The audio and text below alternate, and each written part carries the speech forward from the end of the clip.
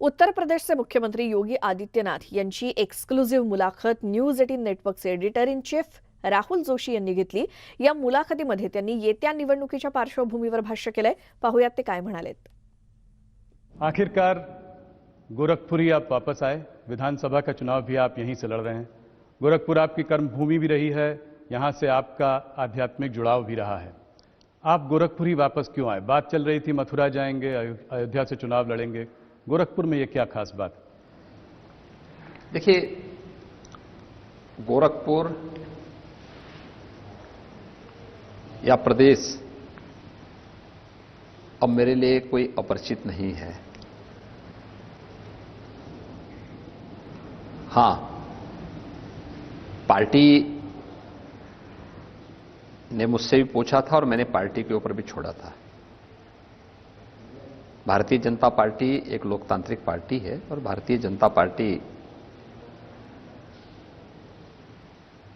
हर उस पर विचार करते हुए तय करती है। और मैं आभारी हूं आदरणीय प्रधानमंत्री जी का, राष्ट्रीय अध्यक्ष जी का,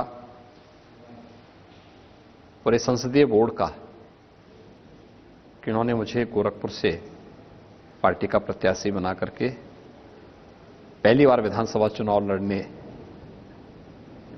के लिए आज नामांकन भरने की अनुमति दी।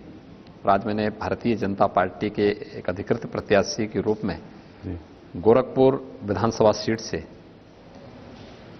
अपना नामांकन फाइल किया है।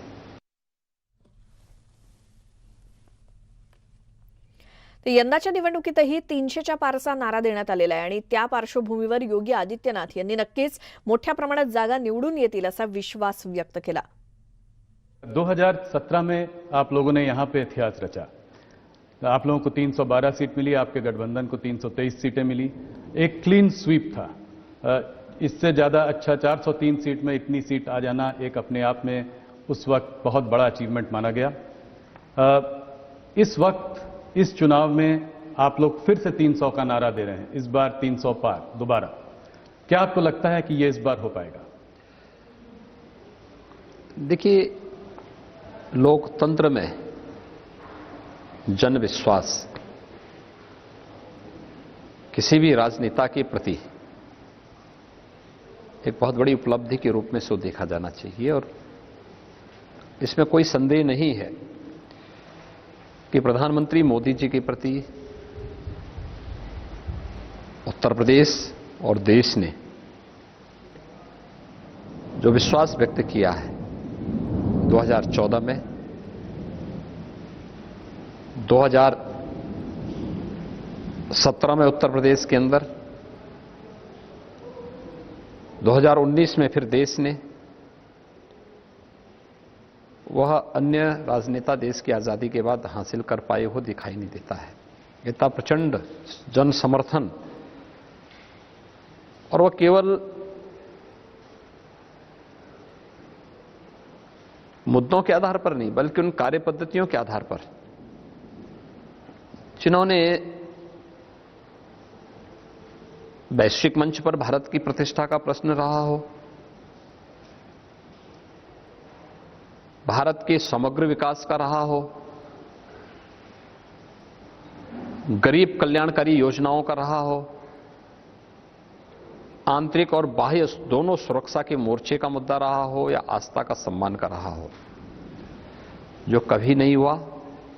मोदी जी ने देश के अंदर उस प्रकार के कार्य करके आम जनमानस के विश्वास को जीता। हर यही कारण है कि जो एक आम नागरिक का विश्वास प्रधानमंत्री जी के प्रति है, वह विश्वास आज बीजेपी को इस भारी समर्थन के रूप में देखने को मिल रहा है। और मेरा मानना है कि उत्तर प्रदेश 5 वर्षों में जिस जीवन के प्रत्येक क्षेत्र में जो कुछ भी कर पाया है, ये प्रधानमंत्री मोदी जी का मार्गदर्शन, उनकी प्रेरणा इसके पीछे रही है। और मेरा यह मानना है कि बीजेपी की उत्तर प्रदेश की डबल इंजन की सरकार जन विश्वास पर खरा उतरेगी।